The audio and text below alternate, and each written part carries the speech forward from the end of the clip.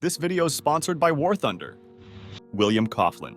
It was May 28, 1993, when 26-year-old William Coughlin, with a newfound passion for caving, decided to visit a cave in Kentucky with his friends James and Kevin. The cave was divided into two sections: the historic tour, which was accessible to most visitors, and the more dangerous wild tour, reserved for experienced and daring people. After completing the easier historic tour, the guide asked if they wanted to proceed with the more challenging wild tour. Once they agreed, they were required to sign a document acknowledging the risks involved and absolving the operators of any responsibility. This should have been the first red flag, and Kevin decided to opt out, returning to the safer area. The remaining group, now consisting of William, James, and 4 other participants, was led by the guide into the wild tour. He stressed the importance of staying close and reminded them of the potential dangers. As they descended into the lower sections of the cave, they encountered a 30-foot hanging cable ladder with wooden rungs. After climbing down and going a bit forward, there was a second, shorter ladder. At the bottom of the second ladder, the guide informed the group that the official tour had ended. He mentioned they could explore nearby passages if they wished, but noted that they were running behind schedule and that he needed to step away briefly for a phone call. He left the group at the base of the ladder, and this is when William decided to explore a passage he had noticed earlier. He discussed it with James, who agreed, and William attempted to climb back up the second ladder. However, the climb proved difficult. He was 6 feet tall and weighed 220 pounds. Struggling to ascend, William decided to wait for the guide instead. As time passed and the guide didn't return, William attempted to climb the ladder again. Tragically, halfway up, he lost his grip and fell violently, striking his head on a protruding rock before landing hard on the ground. Blood began pooling from his head, and James rushed to help him. Although William remained conscious, he was delirious and visibly stunned. When the guide finally returned, he instructed the group to climb back out the way they came. However, William's condition made this impossible. James, frustrated, demanded the guide call a cave rescue team, but the guide dismissed the idea, insisting that the group work together to get William out. James began to suspect the guide was avoiding involving authorities, perhaps to prevent panic among other visitors. The group decided their best option was to bypass the second ladder entirely and take an alternative route through a narrow, previously mapped corridor not part of the official tour. With teamwork, they managed to navigate the initial section, carrying William with them. However, the real challenge came when they reached a rough, sharp V-shaped passage, which made gripping difficult. When it was William's turn, he went in head first, but his size made it an extremely tight fit. Halfway through, he became stuck and realized he couldn't move forward or backward. Trapped in a horizontal position with his arms pinned beneath him, he began to panic. The tightness of the passage compressed his chest, making it difficult for him to breathe. The group's attempts to pull him out were futile. As panic set in, the guide instructed James to exit the cave and inform the owner of the situation. James rushed to the surface, but the owner appeared reluctant to involve authorities. The guide, finally recognizing the severity of the situation, went out to get a medkit and to call for emergency services. It took 3 hours for rescue and medical personnel to arrive. Meanwhile, James stayed by William's side, trying to keep him calm, but William's responses grew slower and more slurred until he eventually stopped responding altogether. When rescuers reached William, they faced immense challenges. The downward angle of the passage made it difficult to revive him. They brought in heaters to protect him from hypothermia and began evacuating the rest of the group, leaving only James behind to witness what was happening to his friend. A pulley system was installed to try to free William, but every tug caused him immense pain, so much so that he once again started groaning in agony. The rescue team worked tirelessly throughout Saturday, but after 17 hours of efforts, William was tragically pronounced dead. It took an additional 7 hours to extract his body from the cave. I wanted to take this segment to announce today's sponsor, War Thunder, which makes videos like these possible. If you don't know, War Thunder is the most comprehensive vehicle combat game ever made, and it's also available for free on PC, consoles, and mobile devices. It has an incredibly wide range of choice, with over 2,500 tanks, planes, helicopters, and ships of 10 major nations, ranging from biplanes and armored cars of the 1920s to the fighter jets and main battle tanks of today. Not only are the vehicles incredibly detailed, but the whole game, with its realistic graphics and authentic sound effects, is incredibly immersive. To be honest, it's the best game for fans of military history. My favorite feature is the in-depth customization, with countless camouflages, historical markings, and decorations for all types of vehicles, including community-created ones. You can join the 70 million people community in epic PvP battles by using my links in the description or in the pinned comment. If you've never played before or you haven't played for at least 6 months and you're on PC or console, then when you sign up using my link, you'll get a massive bonus pack with multiple premium vehicles, an exclusive vehicle decorator called the Eagle of Valor, 100,000 silver lions, and 7 days of premium account. However, this bonus is available only for a limited time, so you have to be quick. Thanks to War Thunder for sponsoring this video. Hermit Cave Incident. Hello, Moto. Get Moto G96 5G now. Incident.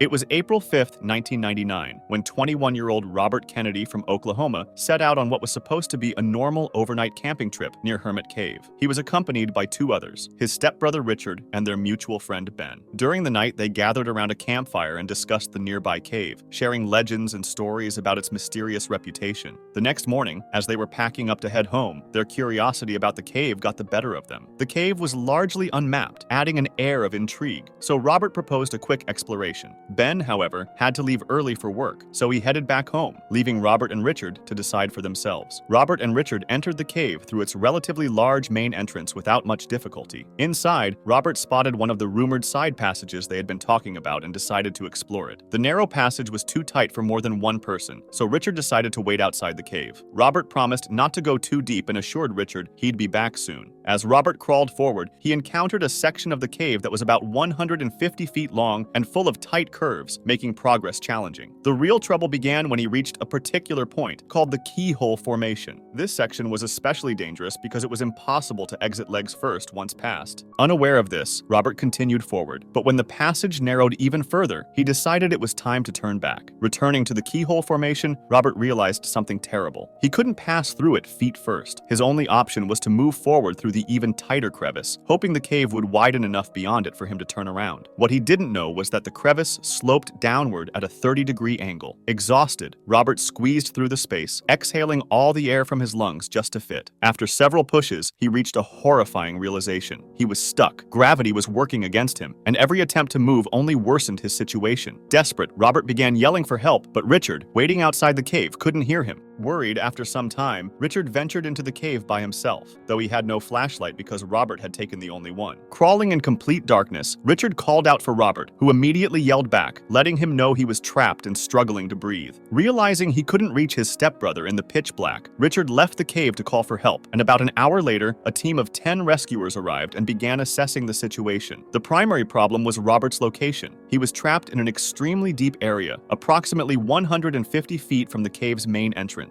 This meant that drilling a shaft from above wasn't an option, so the only way to reach him was through the inside of the cave. The rescuers themselves began experiencing breathing difficulties due to the tight space, so they installed a ventilation system to pump warm air into the passages. Only one rescuer could work at a time due to the cave's tightness, and armed with manual tools, they began trying to widen the keyhole formation. However, the lack of space severely limited their maneuverability, and time was running out. Robert's breathing became more difficult, and he eventually stopped cooperating, making faint gurgling sounds, a sign of potential suffocation. After hours of effort, the rescuers managed to excavate through the keyhole formation and reach Robert's feet. Though unconscious, they felt a faint pulse, which gave them enough hope to try to get him out as quickly as possible. They immediately tried to pull him free, but unfortunately, the attempt failed. A pulley system was considered, but the cave's limestone and gypsum walls were too fragile to support the tension. With no other options, they continued digging around his body, which took an additional hour. When they finally freed Robert, they rushed him outside, where paramedics were waiting. Tragically, it was too late. After 5 hours of relentless rescue operations, Robert Kennedy was pronounced dead.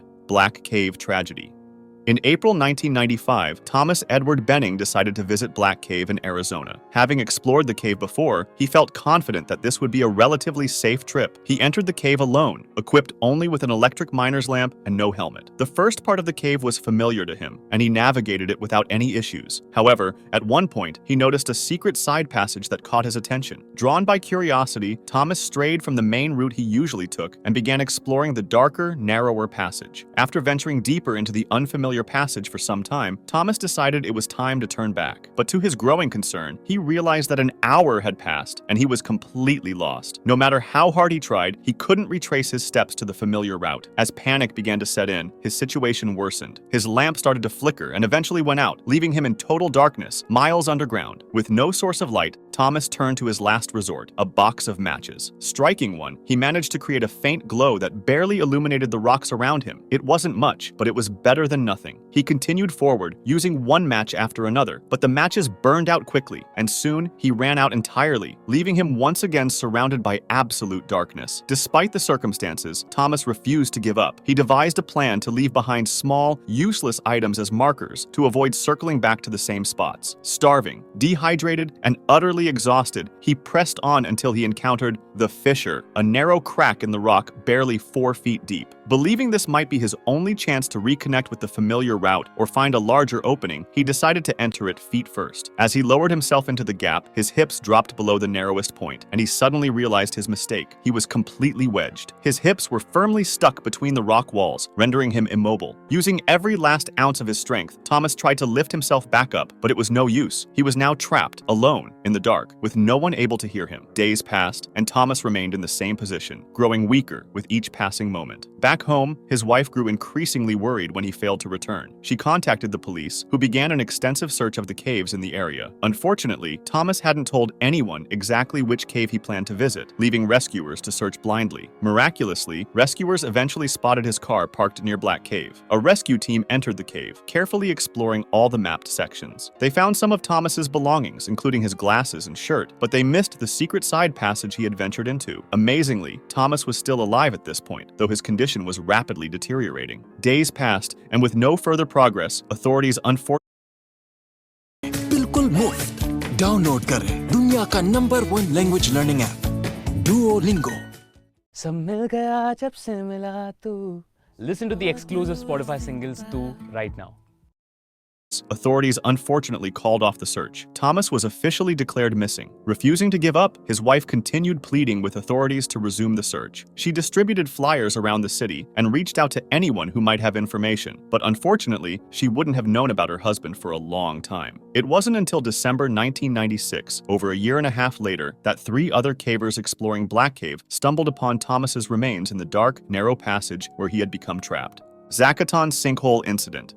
On April 6, 1994, diving legend Shek Exley, the first person in the world to log over 100 cave dives, set out to break a new depth record. His goal was to dive through the Zacaton Sinkhole in Mexico, one of the deepest water-filled sinkholes in the world, plunging over 1,000 feet. Shek's passion for deep diving began at a young age when he and his brother would compete to see how deep they could go. Tragically, during one such competition, his brother lost consciousness at around 50 feet and drowned. Despite this, Shek pursued his love for diving, becoming an expert. For context, the average diver is advised not to descend deeper than 150 feet, with 300 feet considered the absolute limit for experienced divers. Accompanied by fellow diver Jim Bowden, Shek meticulously prepared for the record-breaking dive. The event drew TV reporters, who wanted to witness this extraordinary feat. As the 2 divers descended into the Zacaton sinkhole, they wished each other luck. Although diving together, their dives would be independent. Exley had trained for this attempt, pushing his limits in previous dives. During one preparation dive at Bushman's Hole in South Africa, however, something weird happened. He reached an astonishing depth of 863 feet, but experienced alarming symptoms. He began hallucinating, and his body trembled uncontrollably, which are classic signs of high-pressure nervous syndrome, or HPNS. HPNS typically manifests at depths beyond 500 feet and is believed to result from the compression of cell membranes in the central nervous system. The condition can cause confusion, tremors, and even hallucinations, making it incredibly dangerous for divers at those depths. To mitigate these risks, Shek and Bowden planned to descend slowly, carefully switching tanks as they reached new depths. For the first stretch of their dive, everything went smoothly. However, problems began to arise at around 800 feet. Bowden noticed slight trembling in his hands, an early warning sign of HPNS. At 900 feet, Bowden encountered another issue. His air supply was running critically low. His tank pressure had dropped to 1,080 psi, far below the expected 1,800 psi needed to ensure a safe ascent. Keep in mind that decompression, depending on how deep the divers go, can take up to hours, which meant that Bowden was now in a life or death situation. Realizing the danger, Bowden began his ascent immediately, hoping he could make it back to the surface in time. Exley, however, was in even greater trouble. At around 880 feet, his vision blurred, and his body began trembling uncontrollably. HPNS symptoms, combined with nitrogen narcosis, which is a condition akin to being drunk caused by high-pressure nitrogen, began impairing his ability to think clearly. To steady himself, Exley wrapped his descent descent line around his arms, but his symptoms worsened, causing him to breathe more rapidly and deplete his air supply at an alarming rate. In a desperate move, he switched tanks, but at such depths, this was not ideal. Disoriented and overwhelmed by his symptoms, Exley became unable to think straight or move. Bowden, ascending cautiously, noticed Exley's descent line with unused tanks still attached. While concerned, he assumed Exley might have successfully reached the sinkhole's bottom and was making his way back up slowly. However, on the surface, the support team grew suspicious. They observed bubbles rising to the surface, but only from one diver, Bowden. A support diver, alarmed, wrote on an underwater slate, "Where's Shek?" She decided to descend to 250 feet to investigate. At 280 feet, she spotted something chilling: two small white squares hanging from Exley's descent line. Upon closer inspection, she realized they were pages from Exley's diving profile, tools he had used to meticulously plan his dive. The realization was devastating. Shek was stuck somewhere deep below. Nearly 10 hours after their initial descent, Bowden miraculously surfaced, surviving his own life-threatening dive. Exley, however, a hero that had previously saved numerous other divers, remained in the depths of the Zacaton sinkhole. 3 days later, the recovery team pulled his descent line to the surface, bringing Exley's lifeless body with it. Jim Bowden reached an extraordinary depth of 915 feet during the dive, setting a world record for open-circuit scuba diving. Again, thank you to War Thunder for sponsoring this video. Don't forget to play it for free on PC, PlayStation, Xbox, or mobile by using my links in the pinned comment or video description. Remember, new and returning players that haven't played in 6 months will receive a massive bonus pack across PC and consoles, including multiple premium vehicles and other goodies. It's available for a limited time only though, so make sure not to miss it.